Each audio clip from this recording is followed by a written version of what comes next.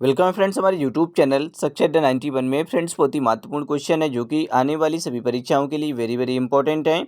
तो फ्रेंड्स बिल्कुल भी वीडियो को स्किप ना करें और पूरा वीडियो लास्ट तक देखें। फ्रेंड्स सभी क्वेश्चन प्रीवियस ईयर में पूछे गए हैं और मोस्ट रिपीटेड क्वेश्चन है।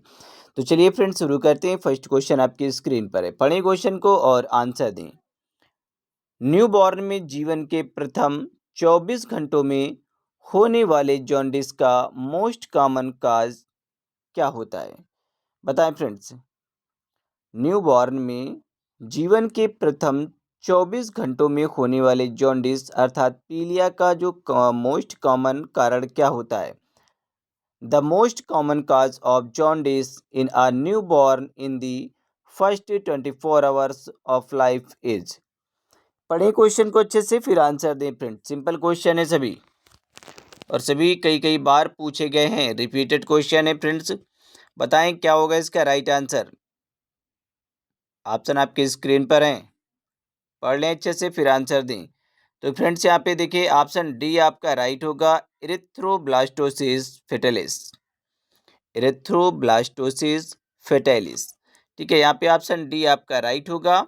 अब यहाँ पे हम एक्सप्लेन देखते हैं कि jaundice appears with in 24 hours of life is called pathological jaundice. Jaundice appears within 24 hours of life is called pathological jaundice।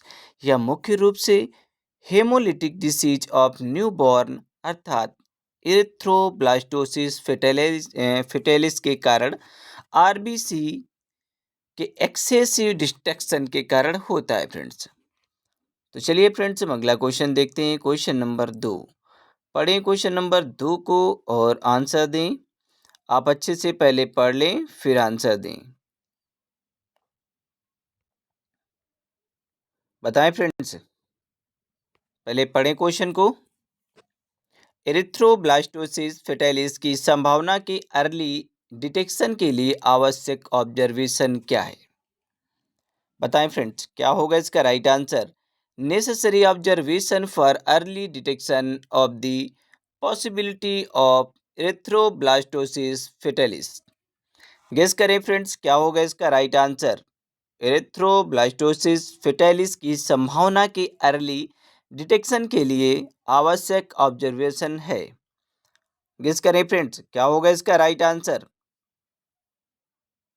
Option आपकी स्क्रीन पर हैं, आप पढ़ लें फिर आंसर दें। ये रहे ऑप्शन, ठीक है। तो यहाँ पे आंसर आपका सी राइट होगा फ्रेंड्स, ए बी एंड ई। ठीक है, यहाँ पे 6 ऑप्शन है, ठीक है, ए और B and E. Jaundice soon after birth, yellow tinge vernix caseosa, yellow tinge cord. तो यहाँ पे ऑप्शन सी आपका राइट होगा। अब हम एक्सप्लेन को देखते हैं। देखिए फ्रेंड्स एक्सप्लेन को भी आप अच्छे से पढ़ा करें। अगर समय नहीं मिलता है आपको तो आप स्क्रीनशॉट ले लिया करें, जब टाइम मिले तब पढ़ें, बट पढ़ें ज़रूर। ठीक है, इससे क्या होता है कि क्वेश्चन तो आपका कंप्लीट होता है बट कुछ क्वेश्चन अदर कंप्लीट हो जाते हैं। इरिथ्रोब्लास्टोसिस फेटालिस, इरिथ्रोब्लास्टोसिस फेटालिस अर्थात हीमोलिटिक डिसीज ऑफ न्यूबॉर्न। देखिए फ्रेंड्स जो इरिथ्रोब्लास्टोसिस फेटालिस है इसे हम हीमोलिटिक डिसीज ऑफ न्यूबॉर्न के नाम से भी जानते हैं। ठीक है, न्यूबॉर्न में होने वाला एक हीमोलिटिक डिसीज होता है। ये जो इरिथ्रोब्लास्टोसिस फेटालिस है ये न्यूबॉर्न में होने वाला एक हीमोलिटिक डिसीज होता है जो कि एनीमिया, जॉन्डिस, हेपेटोस्प्लेनोमेगैली, हेपेटोस्प्लेनोमेगैली और जनरलाइज्ड एडेमा के द्वारा प्रकट होता है फ्रेंड्स। चलिए फ्रेंड्स हम अगला क्वेश्चन देखते हैं, क्वेश्चन नंबर 3। पढ़ें क्वेश्चन नंबर 3 को, आप अच्छे से पहले पढ़ लें फिर आंसर दें। बताएं फ्रेंड्स क्या होगा इसका राइट आंसर। एरिथ्रोब्लास्टोसिस फेटालिस से डायग्नोज एक नियोनेट की मदर को नर्स एक्सप्लेन करती है कि किसके डैमेज को रोकने के लिए एक्सचेंजेज ट्रांसफ्यूजन आवश्यक है। बताएं फ्रेंड्स क्या होगा इसका राइट आंसर। आप अच्छे से पढ़ लें फिर आंसर दें कि एरिथ्रोब्लास्टोसिस फेटालिस से डायग्नोज एक नियोनेट की मदर को नर्स एक्सप्लेन करती है कि किसके डैमेज को रोकने के लिए एक्सचेंज ट्रांसफ्यूजन आवश्यक है? The nurse explains to the mother of a neonate diagnosed with erythroblastosis fetalis that exchange transfusions are necessary to prevent damage to the। बताएं फ्रेंड्स, क्या होगा इसका राइट आंसर? तो फ्रेंड्स यहाँ पे ऑप्शन यहाँ पे डी आपका राइट होगा, ब्रेन। ठीक है, ऑप्शन डी यहाँ पे आपका राइट है, ब्रेन। चलिए हम यहाँ पे एक्सप्लेन को देखते हैं कि exchange blood transfusion, exchange blood transfusion kernicterus को रोकने के लिए, एक्सचेंज ब्लड ट्रांसफ्यूजन कर्निकटेरस को रोकने के लिए एरिथ्रोब्लास्टोसिस फेटालिस के कारण होने वाले सीवियर हाइपरबिलिरुबिनीमिया अर्थात पैथोलॉजिकल जॉन्डिस के स्तर को कम करने का मोस्ट इफेक्टिव मेथड होता है। एक्सचेंज ब्लड ट्रांसफ्यूजन कर्निकटेरस को रोकने के लिए एरिथ्रोब्लास्टोसिस फेटालिस के कारण होने वाले सीवियर हाइपरबिलिरुबिनेमिया अर्थात पैथोलॉजिकल जॉन्डिस के स्तर को कम करने का मोस्ट इफेक्टिव मेथड होता है फ्रेंड्स ब्रेन व स्पाइनल कॉर्ड का अनकंजुगेटेड इनडायरेक्टेड फैट सोल्यूबल बिलिरुबिन से इनफिल्ट्रेशन होना कर्निकटेरस कहलाता है। ब्रेन व स्पाइनल कॉर्ड का unconjugated indirect fat soluble bilirubin से इनफिल्ट्रेशन होना कर्निकटेरस कहलाता है। तो चलिए फ्रेंड्स, अगला क्वेश्चन है क्वेश्चन नंबर 4। पढ़े क्वेश्चन नंबर 4 को और आंसर दें। पढ़ ले पहले अच्छे से, फिर आंसर दें। Phototherapy used for the treatment of, phototherapy का उपयोग निम्नलिखित के उपचार के लिए किया जाता है। बताएं फ्रेंड्स, क्या होगा इसका राइट आंसर? क्वेश्चन को पहले पढ़ लें आप, फिर आंसर दें। Phototherapy is used for the treatment of, phototherapy का जो उपयोग है निम्नलिखित के उपचार में किया जाता है। ये फ्रेंड्स किसके उपचार में किया जाता है? तो सभी को पता है फ्रेंड्स कि फोटोथेरेपी का जो यूज है, उपयोग है, वो जॉन्डिस के उपचार में किया जाता है। ऑप्शन बी यहाँ पे आपका राइट होगा, अर्थात पीलिया के उपचार में किया जाता है। चलिए फ्रेंड्स, अगला क्वेश्चन है क्वेश्चन नंबर यहाँ पे 5 है। पढ़ें क्वेश्चन नंबर 5 को और आंसर दें। बहुत ही सिंपल क्वेश्चन है, आप पढ़ लें अच्छे से, फिर आंसर दें। What temperature room should be maintained during period of phototherapy, phototherapy के दौरान कमरे का तापमान कितना रखना चाहिए? बताएं फ्रेंड्स, क्या होगा इसका right answer? What temperature room should be maintained during period of phototherapy, phototherapy के दौरान रूम का टेम्परेचर या तापमान कितना रखना चाहिए? फ्रेंड्स बहुत ही सिंपल क्वेश्चन है और ये कई बार पूछे गए क्वेश्चन है, रिपीटेड क्वेश्चन है फ्रेंड्स। तो देखिए यहाँ पे फ्रेंड्स ऑप्शन सी आपका राइट होगा, 28 से 30 डिग्री सेल्सियस रखना चाहिए। ठीक है, फोटोथेरेपी के दौरान कमरे का जो तापमान है वो 28 से 30 डिग्री सेल्सियस पर रखना चाहिए। चलिए फ्रेंड्स, हम अगला क्वेश्चन देखते हैं। क्वेश्चन नंबर यहाँ पे 6 है। पढ़ें क्वेश्चन नंबर 6 को और आंसर दें। How many times baby should pass the urine during phototherapy, phototherapy के दौरान बच्चे को कितनी बार पेशाब करना चाहिए? How many times baby should pass the urine during phototherapy, phototherapy के दौरान बच्चे को कितनी बार पेशाब करना चाहिए? फ्रेंड्स बताएं क्या होगा इसका राइट आंसर, गेस करें। बहुत ही सिंपल क्वेश्चन है फ्रेंड्स, कई बार पूछे गए क्वेश्चन है, सभी मोस्ट रिपीटेड हैं। तो फ्रेंड्स यहाँ पे ऑप्शन आपकी स्क्रीन पर हैं, गेस करें जल्दी से आंसर। और ज़्यादातर आप लोग कमेंट बॉक्स में आंसर दिया करें फ्रेंड्स, जिससे आपकी तैयारी बेहतर हो सके। और देखिए टाइम भी आपके पास बहुत कम बचा है।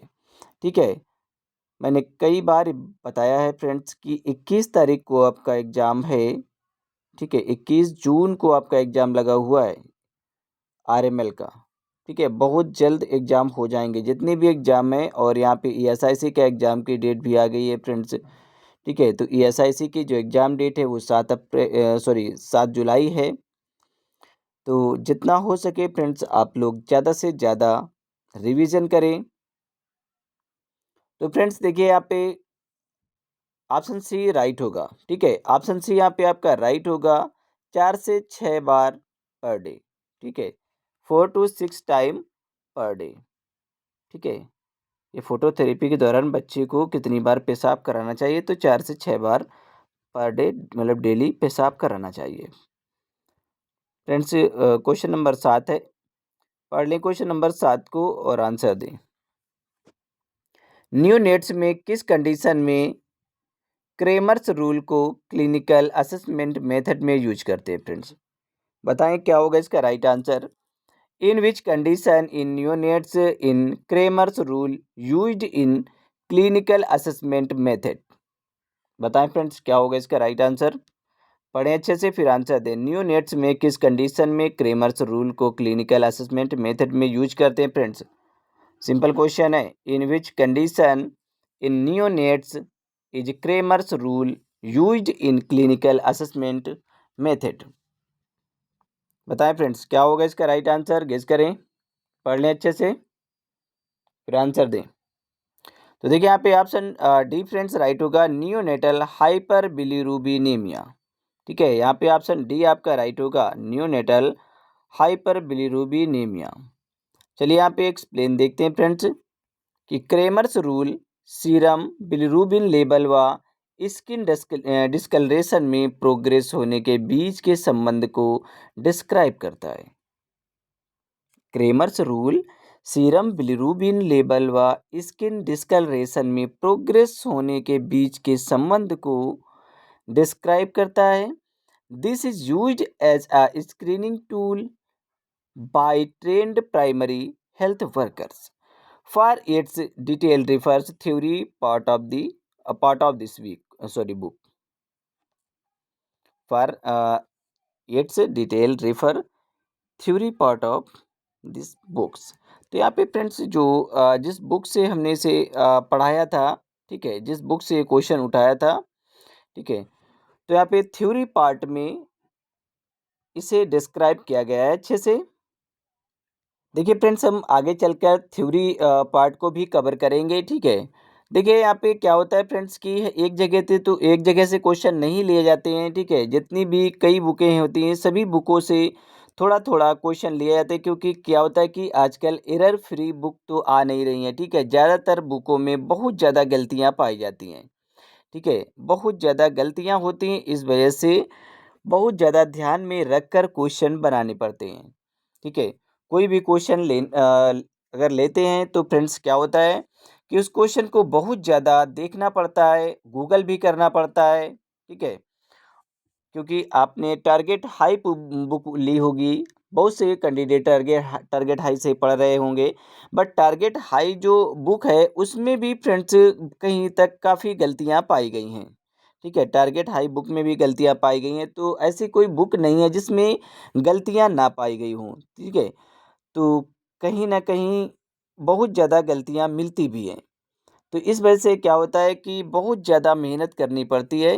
ठीक है, तो ये जो मैंने ये बात यहाँ पे लिखी है कि for its detail refer theory part of this book. ठीक है, तो मैंने इस बुक का जिक्र नहीं किया था यहाँ पे। ठीक है, यहाँ पे जिक्र नहीं किया था, और लेकिन अब हम यहाँ पे आपको बताना चाहते हैं कि अगर आपको पढ़ना है थ्योरेटिकल बुक जो पढ़ना है, तो आप यहाँ पर पी.आर. यादव की बुक में जाकर आप थ्योरेटिकल भी पढ़ सकते हैं जाकर। ठीक है, पी.आर. यादव की जो बुक है उसमें थ्योरेटिकल भी इसके बारे में अच्छे से डिस्क्राइब किया गया है, आप वहाँ जाकर पढ़ सकते हैं। ठीक है, क्योंकि हमें क्या होता है कि एक बुक से क्वेश्चन नहीं लेते हैं। ठीक है, कई कई बुकों से हमें क्वेश्चन कलेक्ट करने होते हैं।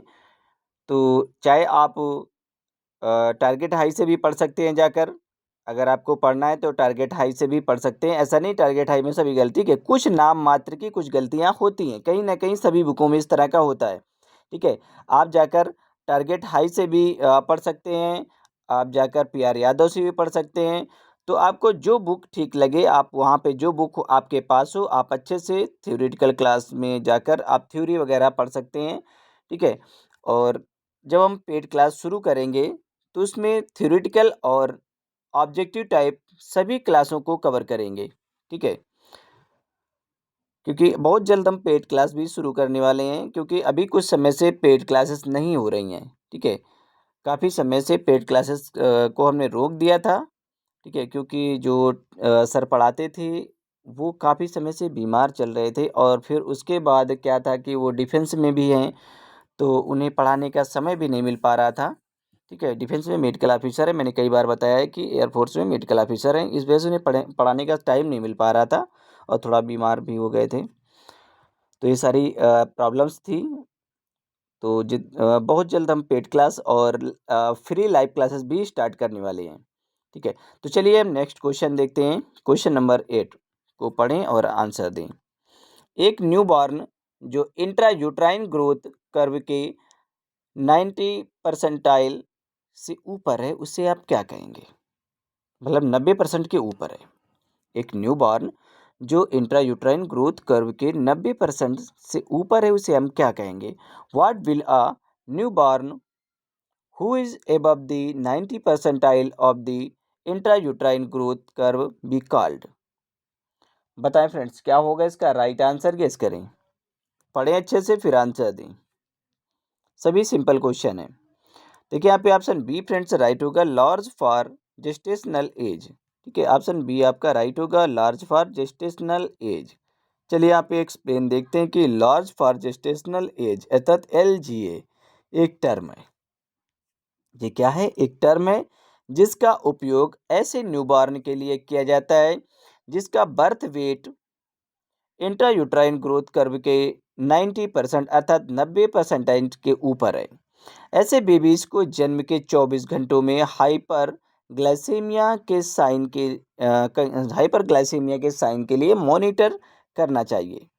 ऐसे बेबीज को जन्म के 24 आवर्स में हाइपोग्लाइसेमिया के साइन के लिए मॉनिटर करना चाहिए, क्योंकि LGA large for gestational age में डायबिटिक मदर होने की संभावना अधिक रहती है फ्रेंड्स। तो चलिए फ्रेंड्स अगला क्वेश्चन है क्वेश्चन नंबर 9। पढ़ें क्वेश्चन नंबर 9 को और आंसर दें। यदि एक बेबी 43 वीक की प्रेगनेंसी के बाद जन्म लेता है तो क्या कहेंगे आप उसे? बताएं friends. If a baby is born after 43 weeks of pregnancy, then it will be said। बताएं फ्रेंड्स, आप इसे क्या कहेंगे? यदि कोई भी बेबी है जो कि 43 वीक की प्रेगनेंसी के बाद जन्म लेता है तो आप इसे क्या कहेंगे? तो देखिए फ्रेंड्स, ये पोस्ट मैच्योर इन्फेंट कहा जाएगा, ठीक है। ऑप्शन बी यहाँ पे आपका राइट होगा। क्या कहा जाएगा? Post mature infant. अब यहाँ पे हम एक्सप्लेन को देखते हैं कि बेबी जो 42 वीक अर्थात 294 दिन की प्रेगनेंसी के बाद जन्म लेता है उसे पोस्ट टर्म इन्फेंट कहा जाता है। चलिए फ्रेंड्स अगला क्वेश्चन है क्वेश्चन नंबर 12, सॉरी यहाँ पे 10 है। क्वेश्चन नंबर 10 है, आप पढ़ लें क्वेश्चन नंबर 10 को, उसके बाद आंसर दें। हॉस्पिटलाइजेशन के दौरान 6 माह से कम उम्र के इन्फेंट में क्या रिएक्शन होगी? What will be the reaction of an infant less than 6 months of age during hospitalization? बताएं फ्रेंड्स, क्या होगा इसका राइट आंसर?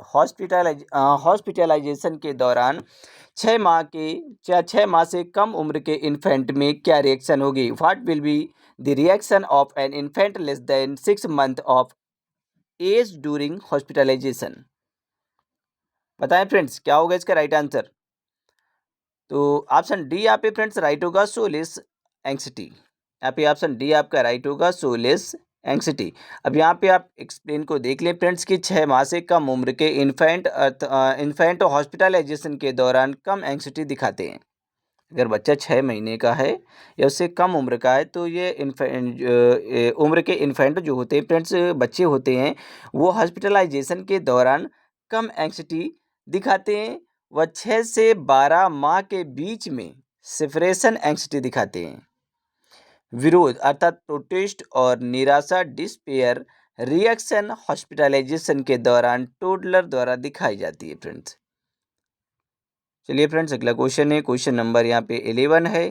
पढ़ें क्वेश्चन नंबर 11 को और आंसर दें फ्रेंड्स। बताएं क्या होगा इसका राइट आंसर। देखिए बहुत ही सिंपल क्वेश्चन है। Crawling of an infant occur at, शिशु का रेंगना कब होता है, शिशु कब रेंगना शुरू करता है फ्रेंड्स।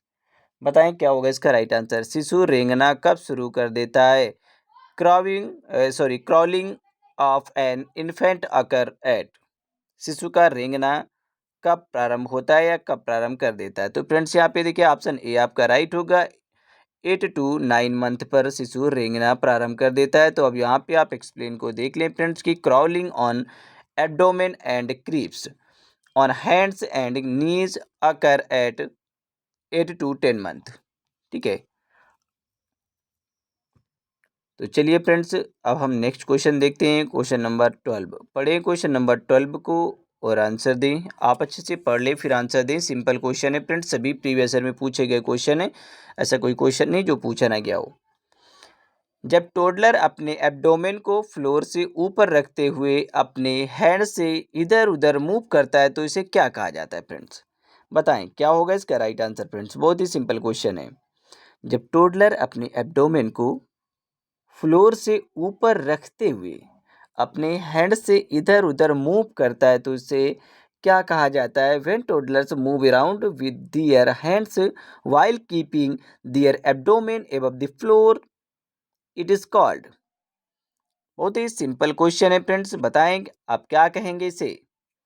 क्रीपिंग कहा जाएगा फ्रेंड्स से। ठीक है, ऑप्शन सी यहाँ पे आपका राइट होगा, इसे क्रीपिंग कहा जाएगा फ्रेंड्स। ये हमारा लास्ट क्वेश्चन था। ठीक है, 12 नंबर क्वेश्चन हमारा लास्ट क्वेश्चन था।